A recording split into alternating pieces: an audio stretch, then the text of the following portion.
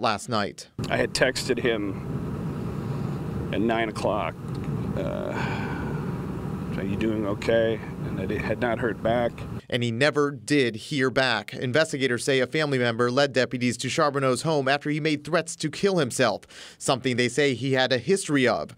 The deputies then encountered Charbonneau in his backyard armed with this shotgun and refusing to put it down. He did not obey any of those commands, and shots were fired regarding his possession of the firearm. Feeling threatened, the sheriff's office says one deputy opened fire, killing Charbonneau. The shooting remains under investigation. From what I understand, it doesn't look like they had any other choice. As for those involved, we've learned the deputy who opened fire, Richard Nye, is an 8-year veteran with the sheriff's office. All 3 deputies have been placed on administrative leave while the FDLE investigates. For now, reporting in Avalon Park, Mark Lehman, News 6. Mark, thank you. Big travel issues today at Miami International and Fort Lauderdale's airport. The 2 airports were in a ground stop for several hours. The FAA called the issue a radar power problem. Technicians fixed the issue just after 1 this afternoon. Flights are slowly getting back to normal. For the second time in as many days, there is trouble at a DeLand school. This time, police are confirming there was an apparent break-in overnight at DeLand Middle School. Matt Austin joins us now with the latest on this investigation. Matt. Investigators confirm golf carts were taken for a joyride and damaged overnight. Tools also found tossed around the school's track. Police say they're looking into this. Too early to tell, though, if the latest incident is connected to the damage at DeLand High School. We showed you these pictures yesterday. The school district spokesperson tells News 6 the vandals smashed windows, threw around food in the cafeteria, and destroyed equipment in computer labs. Officials say fake guns from the school's ROTC program, again, fake ones, also appear to be missing. The damage so extensive, more than 200 students had to have class in the school's gym yesterday. They were allowed back into their rooms today. As for suspects, though, we could have a better idea of who might have done this as police are reviewing some surveillance video. Hopefully, they'll release that later today. We'll keep you posted. Lisa? All right, Matt, thank you. A big scare at Florida Mall moments ago. Orange County deputies say they evacuated the shopping center due to reports of an active shooter. But News 6 has found out it was a big misunderstanding. Deputies now confirming what people thought were shots fired. It's actually several balloons popping at the grand opening of Joey Fatone's new restaurant. That scene is now clear. Visit Orlando is launching a new way for tourists to experience Central Florida. The organization just released a free app to help visitors buy theme park tickets, book dining reservations, and even play a game that could take them somewhere off the itinerary. The game is similar to Pokemon Go. Anybody heard of that? Where users collect magical orbs and get discounts at places all over the Orlando area. Continuing our coverage on what could soon be Tropical Storm Hermine in the coming days. As Tom just showed us a little bit earlier, it is becoming less organized right now, but that doesn't mean we're in the clear. We pick up our coverage again with what each path could mean for Central Florida. News 6 meteorologist Candace Campos joins us now in the newsroom with those projections. Candace. Well, guys, we always see those computer models, and they sometimes look like pretty much spaghetti models, a bowl of spaghetti at times. So we wanted to break it down to what you really need to know. We're trying to break it down into 3 scenarios, and this is how they go. The first scenario, let's say this open wave just sits right over the very warm waters of the Florida Strait, the Bahamas. It could gain some strength. We're talking maybe a tropical storm. And as it enters back into the Gulf, it will continue to track towards the west and even be a concern primarily for the far western zones of the Gulf of Mexico. Not good news for folks out in Louisiana, as obviously you know that they've seen a lot of rain, but that's scenario number 1. Scenario number 2 would be if this low, and this is the scenario we really like here in Central Florida, is if it continues to ride over the very mountainous terrains of Cuba. It will remain a very weak system, and it will possibly gain strength as it re-enters into the Gulf of Mexico, and that could also continue to track towards the west, still more of a western Gulf concern. This is the worst case scenario, though, for Central Florida. Scenario number 3. The wave remains again over the warm waters of the Florida Straits. It will regain strength, possibly into a tropical storm, but it's the second half of that track that really concerns us because it will be able to track right into the Gulf of Mexico, but then hook back around, making it more of a concern for the western coast of Florida. Now, this is the scenario where we really try to break down, as we will see widespread rain, gusty winds, even the possibility of isolated tornadoes, as we will be on that eastern side of the storm. But again, these scenarios are just scenarios. We'll have to continue to really monitor that, as well as keep an eye on the tropics via our News 6 hurricane app, as well as clickorlando.com/hurricane. Guys. Yeah, we all like the scenario where it has nothing to do with Florida. Exactly. Yes. Candace Campos, thank you. Well, a new investigation into flight delays. What's really causing the long waits? We share the findings coming up. Then a road closure for a cause. The local police department trying to get results one push-up at a time. But first, an I-4 traffic alert. What drivers need to know about the huge change coming first thing tomorrow morning. You're watching News 6 at 4, getting results. We'll be right back. And during the break, we are streaming live on Facebook. Search Lisa Bell News on Facebook right now. Discover Live with Ginger Gadsden, Lisa Bell, Julie Broughton. Weather with Chief Meteorologist Tom Sorrells and Meteorologist Candace Campos. This is News 6 at 4, getting results. More changes are on the way for drivers, all thanks to the big drive. Traffic anchor Amy Biondello shows us how the latest pattern shift coming to a busy exit on I-4 could impact drivers as soon as tonight. Drivers on I-4 that take the OBT exit can expect a new configuration when they hit the roads Friday morning. The I-4 westbound exit to Orange Blossom Trail will be shifting as the latest part of the I-4 Ultimate Improvement Project. Well, overnight, Thursday night, starting at 10 p.m., we're going to close the ramp from westbound I-4 to OBT southbound. At 5 a.m. the following morning, Friday morning, we're going to open a new temporary ramp that also exits from the left lane of I-4 westbound to OBT. In the southbound direction, the new OBT exit will come up about a quarter mile sooner than the existing ramp. This new ramp is temporary and will form an intersection at Orange Blossom between the westbound and eastbound lanes of I-4. There will be a traffic light in place at the intersection to help motorists safely turn left to continue southbound on OBT. The change on I-4 is not a big change, but the intersection with OBT is a significant change that we want to make drivers aware of. And northbound, the left-hand turn lane from OBT onto westbound I-4, that on-ramp will be temporarily closed. The detour in place will take traffic onto Cayley Ave to use that exit to enter I-4 west. We're asking northbound Orange Blossom Trail drivers who want to get on westbound I-4 to continue north on Orange Blossom Trail, then head east on Cayley Avenue and enter westbound I-4 from Cayley Avenue. About 16,000 vehicles use the OBT exit every single day, and I-4 Ultimate and their partners SGL estimate that this new configuration will be in place for approximately the next 4 years. Amy Biondello, News 6. For more big drive closures that could affect your commute, head over to clickorlando.com, powered by News 6. And breaking right now, Sky 6 is flying over the Florida Mall where people were evacuated because of an active shooter scare. Orange County deputies say the noise they heard was actually balloons popping, but there were minor injuries from people rushing to get out of the mall. The balloons were popped at the grand opening of Joey Fatone's new restaurant. The scene is now clear. We have a crew on the way. We'll continue to stay on top of this story for you and bring you updates as we get them. All right. Chief Meteorologist Tom Sorrells joins us now. And Tom, I know it's too soon for us to breathe a sigh of relief. We still have to really watch what's happening in the tropics. Oh, absolutely. The good news is it's disorganized. Yeah. Less organized than it was 24 hours ago. The bad news is it has days to get its act back together. So we'll continue to watch the invest, and I'll check it out in just a moment. First, I want to show you what's happening with rain. Remember yesterday, all the scattered showers that came just flying onshore? Same thing is trying to happen today. There just have not been as many of them. Right now, tracking some rain out here just off the coast of Flagler and Volusia counties, and farther to the south, here's the Cape. Heavy scattered showers still out there off the coast of Brevard County. They just have not been strong enough to make their way inland, and when they do, there'll be a few little pockets like future radar picks up some activity through Volusia County all the way into Seminole and Orange as the evening wears on. Okay, let's talk tropics. As Ginger was just mentioning, we're not done with this thing by a long shot. Right now, it's not very well organized, although last night at this time it was here. It's It's marched over here. Instead of being north of Puerto Rico, it is now north of Hispaniola, the Dominican Republic, and Haiti. It's located about right there.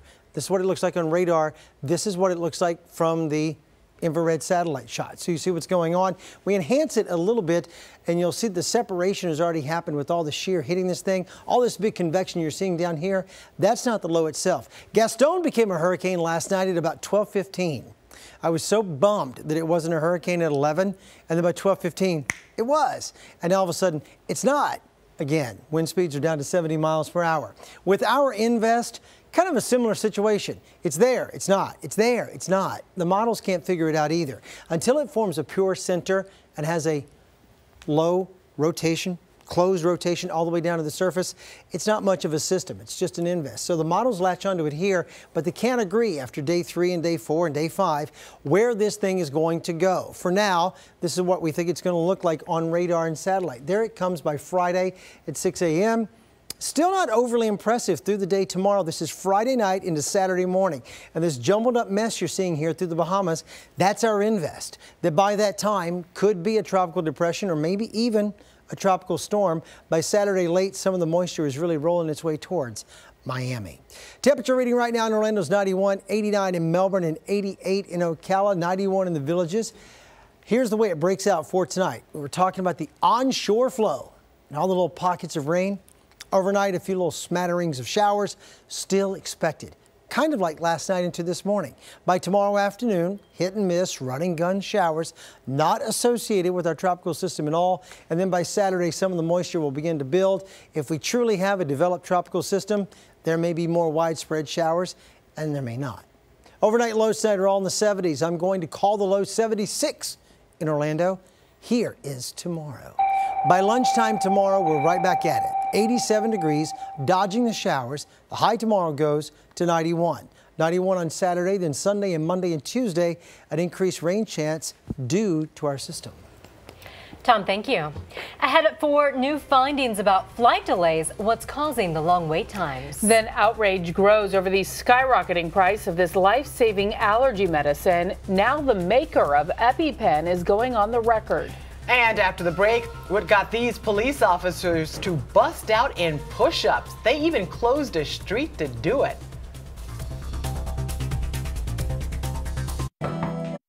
Remember, News 6 is always on clickorlando.com, your smartphone, and your tablet. Take us with you. New Smyrna Beach police worked up a sweat this morning, all for a good cause. More than a dozen officers shut down Flagler Avenue to do a push-up challenge. The officers are doing 22 push-ups for 22 days.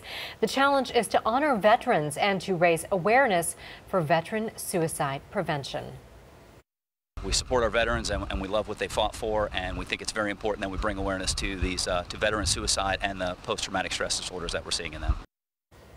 Today, the police chief called out other officers to take part in the challenge. This will go on for the next 20 days throughout different parts of the city.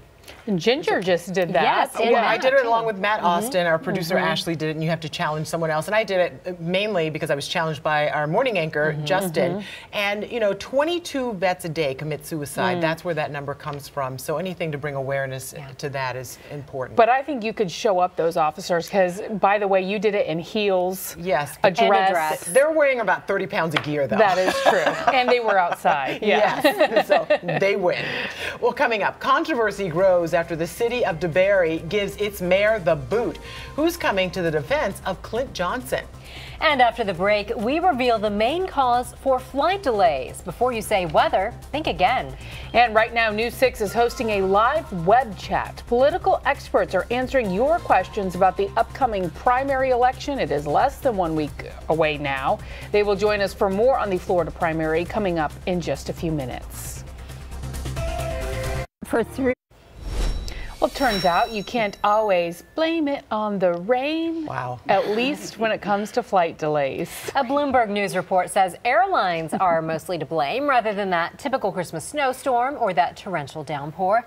Now, after compiling data from the Federal Bureau of Transportation, Bloomberg found the leading cause of delays is mechanical issues and crew scheduling. However, there is a silver lining. The report found delays have dropped to an all-time low, crediting air traffic technology improvements and detecting weather ahead of time. The leading cause of cringing here is Lisa singing on the desk. Any excuse to belt on Oh my goodness. right? All right. Well, ahead at 4:30. Fallout continues over steep price increases over the life-saving EpiPen. Why it has the drug maker taking action. Then preparing now for what could be our next named storm, how workers in South Florida are already getting results. Then targeted while putting away her groceries. The video police want you to see of a suspected carjacker they are working to find. You're watching News 6 at 4, getting results for Daytona Beach, the Villages, and all of Central Florida on air and on the News 6 app. Discover live. This is News 6. Now at 4:30, the seconds before a suspect strikes outside a busy Walmart. Then the countdown is on for the Florida primaries. Do you know what's on the ballot? Plus, a city forces out its mayor, but he says the fight is not over. What's next for the drama in DeBary? But first, flood prep starting now as we watch a tropical wave inch closer to Florida. Any moment now, we're expecting new data on its path. Chief Meteorologist Tom Sorrells is pinpointing those predictions. Tom. Hey, take a look at what's going on with the storm system tonight. The two thumbs up side says it's a lot less organized than it was last night at the same time. Part that's concerning is that it's still moving to the west-northwest, which would bring it way too close to Florida. It's battling this dry air here and a touch of shear right now. What you're seeing, all this big convection down south, is kind of disassociated or been pushed away from the rotation that would become the center of circulation if it got its act together. This is not a closed low. It's just a little bit of swirl going on in the cloud cover. That's what is the Invest 99L. That's what they're looking at. That's what they're flying through when they send the reconnaissance flights out there. They've been going out every 6 hours during the last 24 hours. And so far, not too much to report, except that it's less organized now than it was yesterday. Here's Miami. Here's the center of it right there, or what would be the center. It's north of the Dominican Republic. It might have to march its way through the Florida Straits, or then again, it might not, because here are the models. They stay closely clustered together coming through the South Bahamas until about, say, Saturday, at which point it comes way up here into Miami on the TV-Con. The TV-Con kind of loses it for a while, then brings it across South Florida and all the way up to the Panhandle. We'll keep you posted to try to figure out which one of those models is actually going to verify at this time. Is kind of a gambler's fallacy. It really can't be done. So it's going to be one of those things that we have to monitor day to day and model run to model run until it really gets to going. Radar tonight. This evening, not a whole lot of rain out there, just coastal sprinkles. I'll be back with more on the tropics and the rain you can expect a little later. Tom, thank you. And as we continue to track the tropics, crews are starting to prepare now in South Florida for potential flooding. Water management workers in Palm Beach County have already begun making room in the canals. Over the course of a few days, billions of gallons of water will flow out into the ocean between Miami-Dade and Martin counties. You know, you're preparing for what likely is a lot more than a summer thunderstorm. Preparing is key, and you can stay one step ahead of the storm with the News 6 Hurricane app. Get the latest path projections and models right on your smartphone. Just search WKMG in your app store. Breaking news on the Zika virus in Central Florida. The health department confirms 2 new travel-related cases in Orange County. That brings the total to 63 in the county and more than 600 travel cases across the state. As for homegrown cases, that number remains at 43. Right now, an ousted mayor says his fight is not over, despite DeBary City Council members booting him from the job. Hours after the heated vote, ex-mayor Clint Johnson said he will run again. It is another twist in what has become quite the controversy in Volusia County. News 6 reporter Amanda Castro joins us now live. And Amanda, voters could re-elect him. Yeah, Lisa, former DeBary Mayor Clint Johnson says that he's stepping up and he wants to give voters the opportunity to let him do the job that they elected him to do. But he also told me that he thinks he's going to run unopposed. But when this special election is going to happen, we still don't know. The city is figuring it out. The city of DeBary, business as usual on a Thursday, but inside City Hall, signs of change. Even though former Mayor Clint Johnson's photo is still up on chamber walls, his nameplate removed from his seat. Johnson hoping to one day lead the city again. The voters of this city deserve to have their vote respected, and if I can run and give them that opportunity to let me finish my term, that's exactly what I'm going to do. City Council unanimously voted to remove Johnson from office after finding him guilty of 8 counts of violating the city's charter. The Vice Mayor, Lita Handy Peters, will now act as interim mayor until a special election is held. The city manager says the open council seat will remain vacant until a new mayor is elected. Kenny Knapp was removed from last night's meeting. He tells us today he supports council's decision to oust Johnson. I believe that I was done an injustice by being ejected from the meeting, but that's okay because now he's been ejected from the city council, and maybe this city can heal and move forward. But some residents are upset that council made this decision on their own, not listening to the voters and going against their wishes. He's our mayor. He's not their mayor. He's our mayor. And I think they should ask the people what they think. Now, Johnson does say that his lawyers are going to pursue legal action. Now, as far as that special election goes, you're not going to be seeing any re-elect Clint signs anytime soon. City Council is set to meet here at City Hall on Monday afternoon to discuss when that special election could be held. Ginger? Amanda Castro reporting live for us. Thank you, Amanda. A taste for lavish living lands one man in jail tonight. Police say he burglarized an oceanfront home in Cocoa Beach. Investigators say he broke into a home on Atlantic Avenue. Hours later, officers found him in an enclosed pool area on Atlantic Avenue, about 10 minutes away from the home he's accused of breaking into. Officers busted this guy, Spencer Brashear. They say Brashear had drugs and property taken from the home when they found him. He is now facing a number of charges and is being held in jail with no bond tonight. Tonight, a new clue police hope will help them catch a suspected carjacker. Investigators say he targeted the victim while she was putting groceries in her car. Now there is video showing what happened on Monday at the Walmart on State Road 436. As Brittany Harris explains, surveillance video shows how he got away. The Castleberry Police Department just released surveillance video from the carjacking, and it clearly shows the suspect. Now they're hoping someone out there knows who he is. Castleberry police need help identifying this man. They say he stole an elderly woman's car from the Walmart parking lot earlier in the week. The crime was caught on camera. Take a look. You can see him making his way towards the victim, who was loading groceries at the time. He then gets in her car and takes off. She's left standing there, helpless.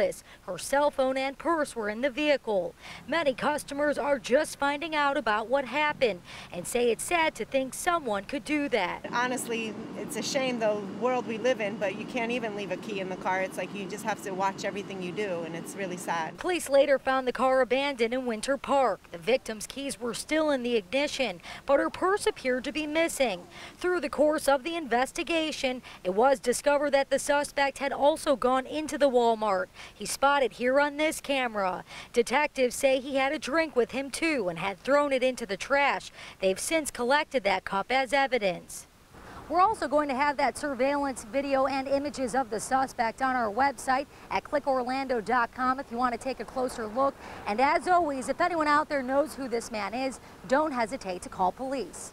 In Castleberry, Brittany Harris, News 6. The fallout continues today over the huge price increase for the life-saving allergy medicine EpiPen. But now the drug company Mylan says it's going to help make the shot more affordable. Over the last few years, the cost for a 2-pack of EpiPens has gone from $100 in 2009 to roughly $600. Mylan says it now will provide instant saving cards worth $300 to patients who face high out-of-pocket costs. The drug maker also says it will expand the group of patients who qualify for financial assistance. Many parents say they welcome the new savings, but find the whole situation frustrating. It shouldn't take parents getting outraged about something to save their child's life for this company to change the price.